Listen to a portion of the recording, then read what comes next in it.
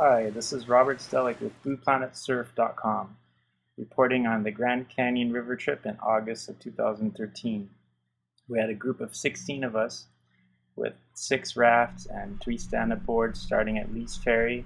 Our equipment supplier was Professional River Outfitters, and we had 4 rental rafts, those yellow ones with all our gear on it, plus 2 personal catarafts, and we had a great trip. I tried to film a lot with my GoPro camera.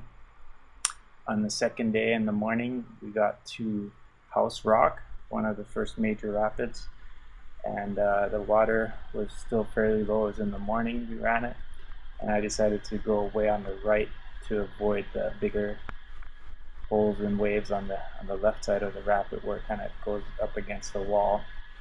So the water is still really clear. This was on the second day. We had really clear water until we went past the Little Colorado River where a lot of sediment got washed into the river, and after that it was just kind of a murky color, and you'll see the color changing soon. I made it safely through the right side of the rapid. A lot of rocks underneath, but I was able to get through there. Made it into the eddy afterwards and was able to film everyone else. The water is really cold. It comes out of the Glen Canyon Dam, so it's like water from the deep lake, and it's under 50 degrees. I believe it's around 46 degrees, something like that, and it slowly warms up as you go down the river. About 1 degree per day warms up, but it's still pretty cold, especially if you're used to Hawaii waters. But it's a beautiful, beautiful place. Camping every night was awesome. And just getting away from it all on this trip was a real treat.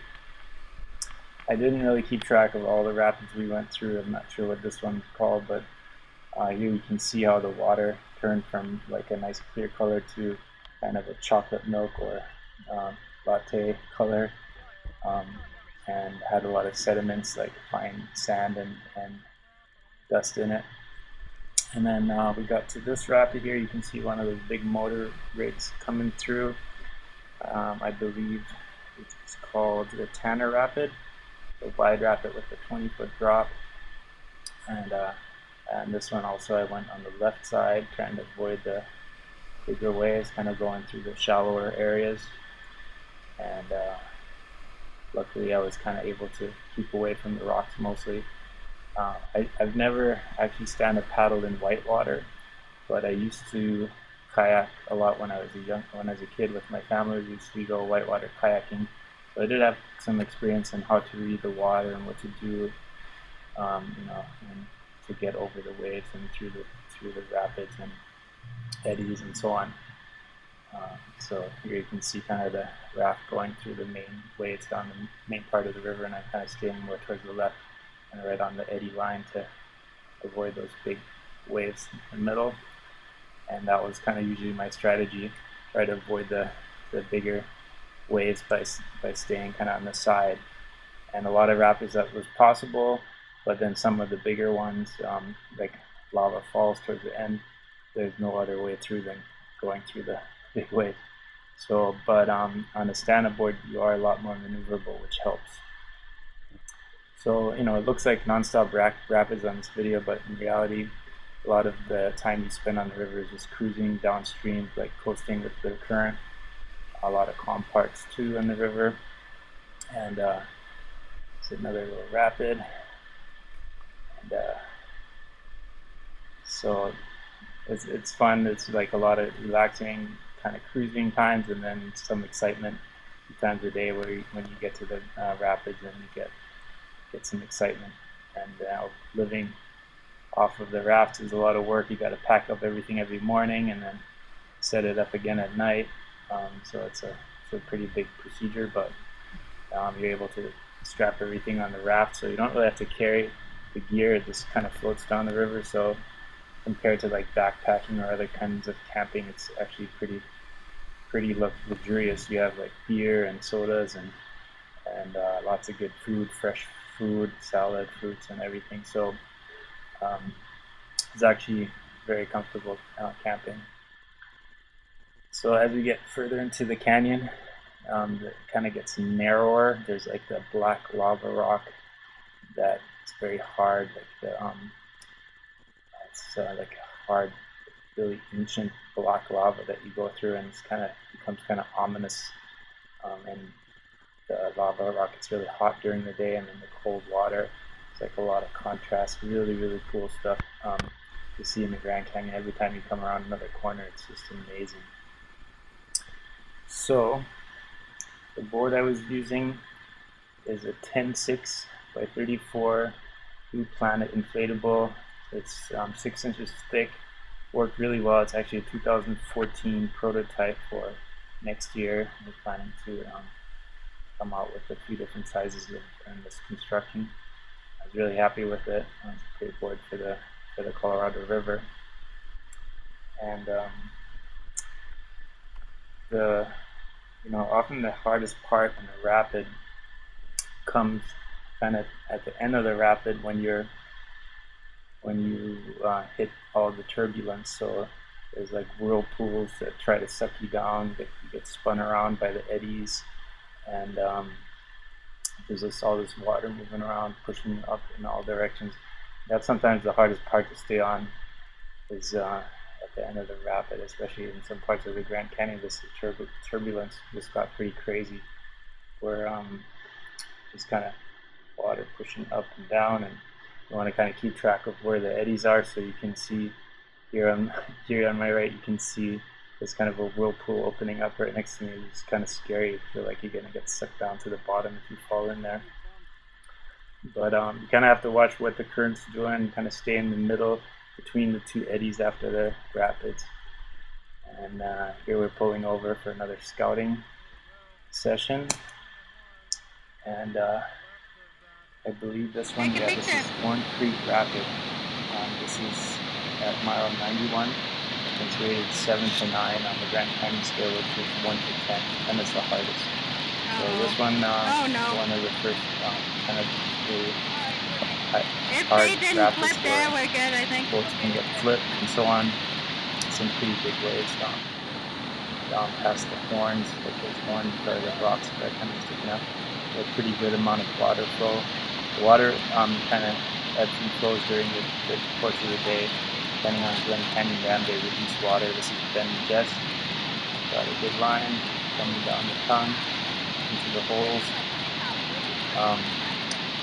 So anyways, the water gets released by the dam depending on how much electricity is needed in the west, like Las Vegas and wherever they're supplying electricity to. So when people turn on the AC, they raise the water flow to make more electricity, and you get more water to go down the rapids. It's pretty cool. Jaunty going on the cataract. This was my sister filming from the beach. I was kind of nervous on this run on a horn, but I was pretty excited too. Decided we're going to go left, and in my excitement I forgot to turn on my GoPro camera, but luckily my sister was filming this from the side. Went into it standing up, and you can't really see it. I just jumped forward to make it over that wave.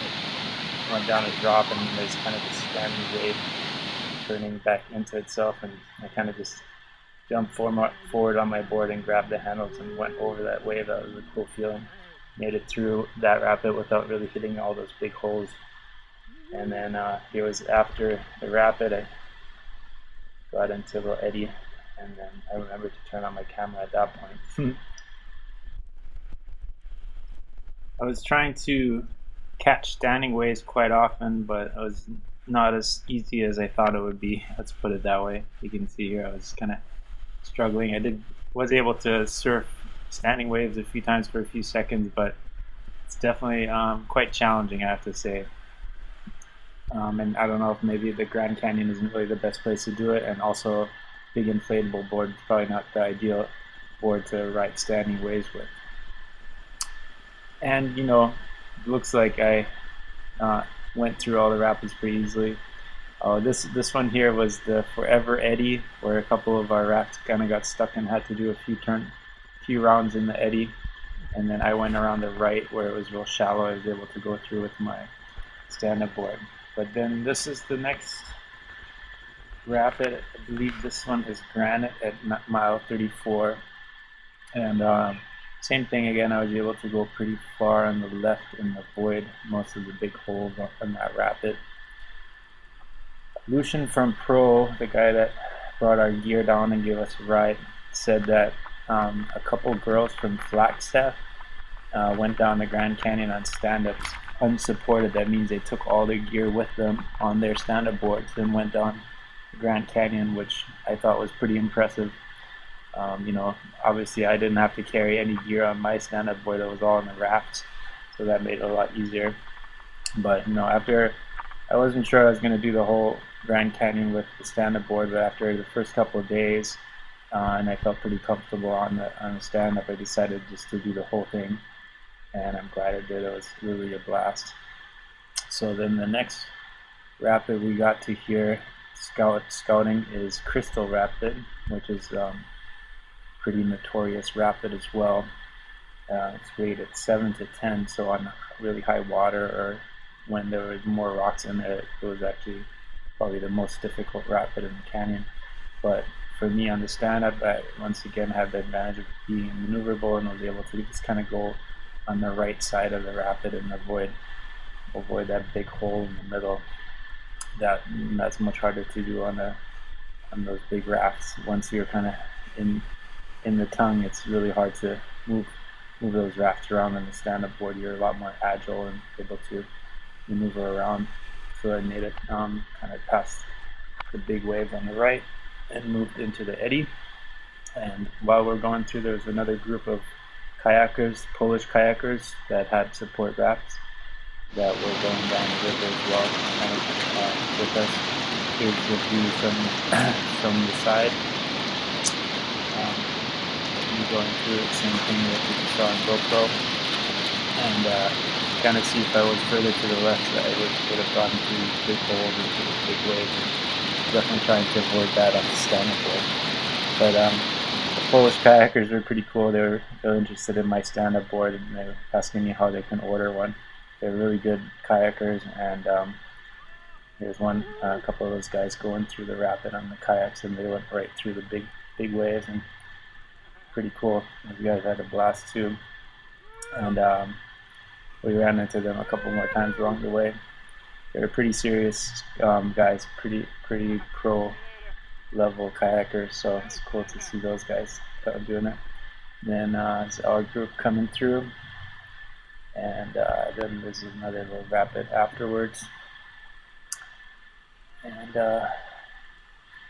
yeah, so I did fall quite a bit, so it looks like I don't fall that much in this video. I did put in some sections where you can see how I'm swimming through the rapids. So luckily I didn't really have any serious injuries. I was wearing a wetsuit, kind of a long john wetsuit and a helmet and life vest, but no knee pads or anything like that. But luckily I didn't have any injuries.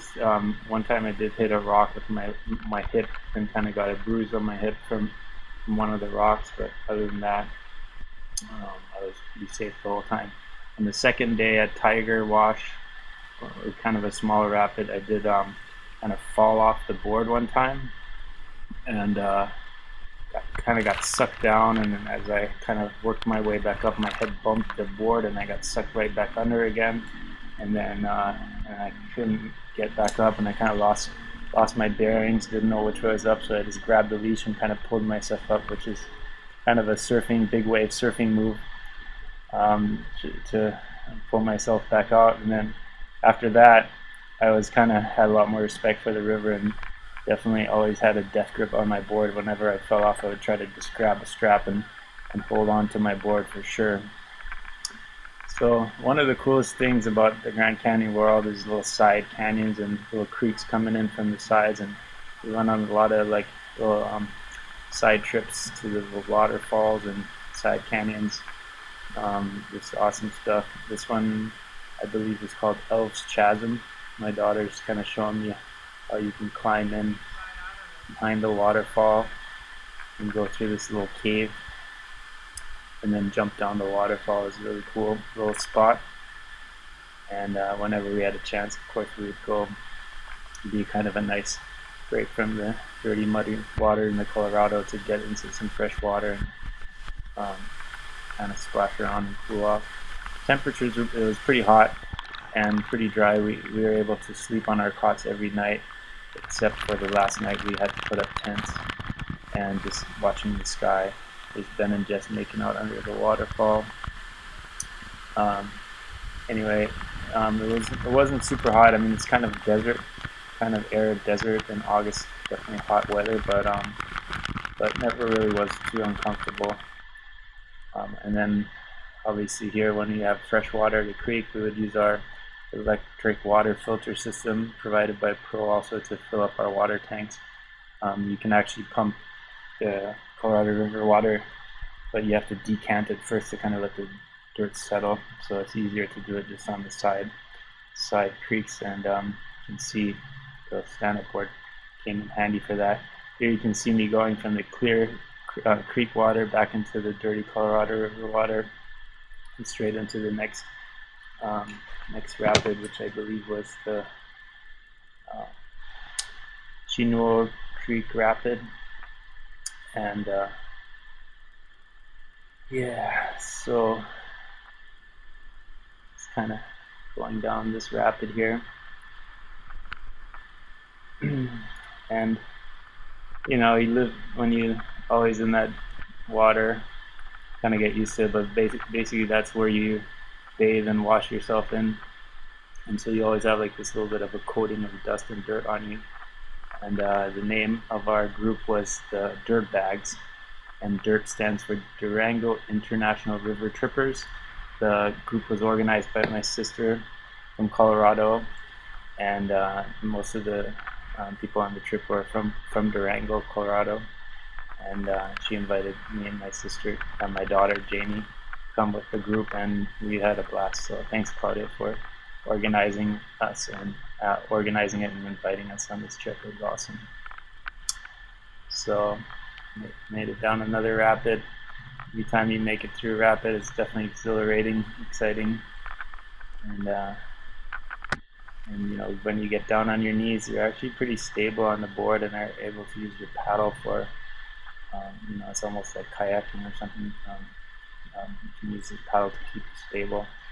Yeah, I'm trying to paddle away from this rock wall where it's trying to push me into it. There's another time when I tried to surf a standing wave and couldn't really figure out if I should move forward on the board or backward. Trying to move forward to catch the wave, but then the nose would curl, move back, and you kind of fall off of it and lose it. So maybe I just didn't have the right waves to do it on. So our next rapid here, I think, is the Dubendorf Rapid, I believe. And scouted that one as well. And Rob was an experienced boat river guide for many years. He's done over 60 Grand Canyon rides, so it was great to have him along. It was not a guided river tour, it was a private tour, so but it was great to have someone like Rob who's done Grand Canyon many times and was very experienced and knew how to run it. And to have someone like that with us was invaluable, because I wouldn't have known really what to expect and where to go.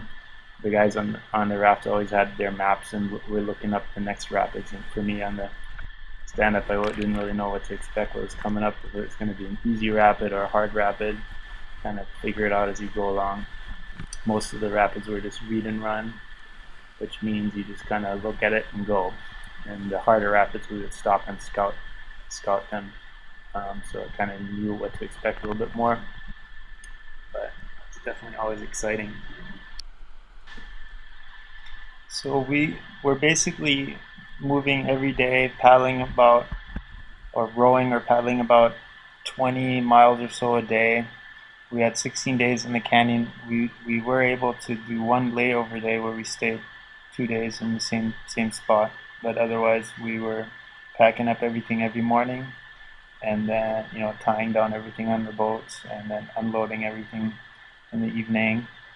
And you know, it's quite a bit of work to set up and break down the camp, but it's all, you know, it's all good fun. So this one here, I don't remember the exact name of this rapid, but it had this rock, and you want it to really stay close to that rock to kind of stay on the right, because they're down at the bottom. There's a rock where the kind of water splits left and right, and you want to make sure you get to the right of that rock so you don't get stuck on that rock. I guess sometimes on high water, some of the bigger rafts can actually get stuck on that rock, and then pretty much impossible to get the raft off of it. You kind of have to wait for the water to drop to be able to get it off. And here's me going through, following one of the rafts, and definitely getting over to the side, avoiding the bigger waves in the middle, and making sure I get past that rock on the left where you can get stuck pretty easily. So then, moving on to the next rapid, see some waves here. Pretty good wipeout, and you can see I always try to grab onto that board, and I always got a death grip on that board, because that's what keeps you above water, keeps you from getting sucked down and having to hold your breath. And yeah, so that really only happened to me one time, where I was worried about not being able to get back up. After that, I realized I would just always grab the leash right away if I did get into the water, and was always able to get out quickly. But you don't know, if you're not experienced with that and you're scared of the water or a hard time holding your breath, I wouldn't recommend this. Obviously, it's not safe for everybody to do that. But then this one here is Red Deer Falls, and this was such a beautiful place. We ended up hiking, and this was Thunder River. So we stopped at Tap Peaks, hiked up to Thunder River, and then went across the Prize Valley over to Red Deer Creek, and while the rest of the group rode the rafts down a few miles down the river. And this is where we set up camp across from Red Deer Falls. Here I'm doing my laundry in the creek. But yeah, those side canyons were just amazing, and that's where we had our layover day. We used the stand-up boards to shuttle back and forth across the river. And then this rapid here is called Upset Rapid the next day.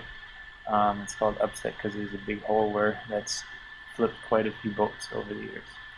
So we were checking it out. Once again, here's Rob showing us the proper way to run it without even getting a drop of water on her. He just rode hard to the right of the rapid, and kind of just bypassed all of that big hole right there, no problem. So he showed us how to do it right, and on my stand-up I was always able to kind of move around pretty easily. It's a lot easier on the stand-up board than on the big rafts to move inside or within the rapid, quickly adjust your course. Once on a big raft, you kind of pick your line in the beginning, and it's very hard to adjust course once you're in the rapid. You just kind of get sucked along, and the big raft is just not very maneuverable. So there were some rocks here in the beginning, so you really couldn't start out too far on the right, so you had to kind of go down a little bit into it and then turn hard right to avoid the big water. And here, luckily I didn't fall in. I got down on my knees and just kind of made it through these waves, and was able to kind of get over to the right, and made it into the eddy, and was able to film the others from there. So Upset Rapid, that was a good one too. It's always good to get through it without having anything serious happen. So I had the water drop here on my lens. The river water is not very see-through, so as you can see, I think I wiped it off after a bit, but it's there for the next couple scenes. Next one through Upset Rapid was Ben, and Ben and Jess, they pretty much took that same line that Rob took, nice bypassing all the big waves. And here's Jonty and Janet coming through. They were a little bit more to the left and kind of went through that hole a little bit, kind of got stuck there, got wet pretty good.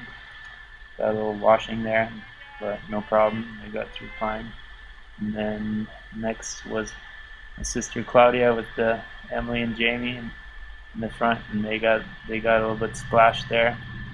They didn't hit the hole straight on, but kind of got a little bit of excitement there. And then next was Andrew going for the thrill ride, pretty much having fun going through with rivers and brush. This was at Havasupai Creek, which has some beautiful turquoise water. I guess there's a lot of minerals in the water which give it that cool color. We hiked up there for quite a while but never made it to the top falls. So I guess a pretty long hike to get to the top. My daughter Jamie rowing. And then here, this is called Vulcan's Anvil. It's a 1 mile before the Lava Falls Rapid, which is notorious, like supposedly the hardest rapid of the Colorado River. Lava Falls, I think it's rated 9 out of 10 on the Grand Canyon scale. So as you can see, it has a lot of big holes and waves pretty much all the way across. There's no real easy way to get through there. So I was kind of excited though, so I just went for it. I was going to go first and film everyone else. So I just jumped on my board and got over to the left. Figured if I can stay on the left, I'll be pretty safe.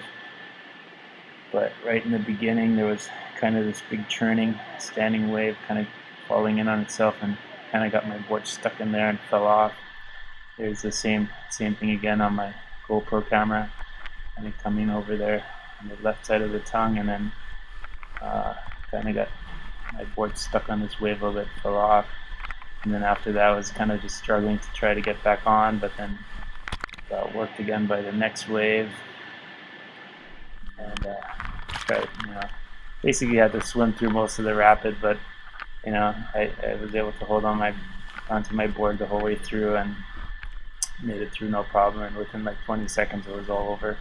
Kind of got over to the right side and paddled back up in the eddy, so I could film the others from that big rock at the end of the rapid.